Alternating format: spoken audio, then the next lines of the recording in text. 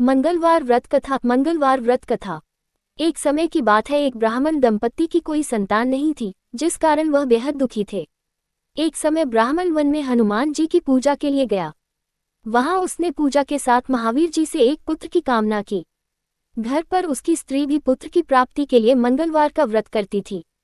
वह मंगलवार के दिन व्रत के अंत में हनुमान जी को भोग लगाकर ही भोजन करती थी। एक बार व्रत के दिन ब्राह्मणी न भोजन बना पाए और न ही हनुमान जी को भोग लगा सकी। उसने प्रण किया कि वह अगले मंगलवार को हनुमान जी को भोग लगाकर ही भोजन करेगी। वह भूखी प्यासी 6 दिन तक पड़ी रही। मंगलवार के दिन वह बेहोश हो गई। हनुमान जी उसकी निष्ठा और लगन को देखकर प्रसन्न हुए। उन्होंने आशीर्वाद स्वरूप ब्राह्मणी को एक पुत्र दिया और कहा कि यह तुम्हारी बहुत सेवा करेगा। बालक को पाकर ब्राह्मणी अति प्रसन्न हुई। उसने बालक का नाम मंगल रखा। कुछ समय उपरांत जब ब्राह्मण घर आया तो बालक को देख पूछा कि वह कौन है। पत्नी बोली कि मंगलवार व्रत से प्रसन्न होकर हनुमान जी ने उसे यह बालक दिया है।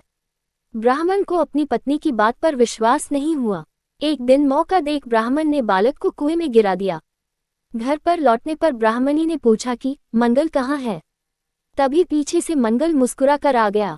उसे वापस देखकर ब्राह्मण आश्चर्यचकित रह गया।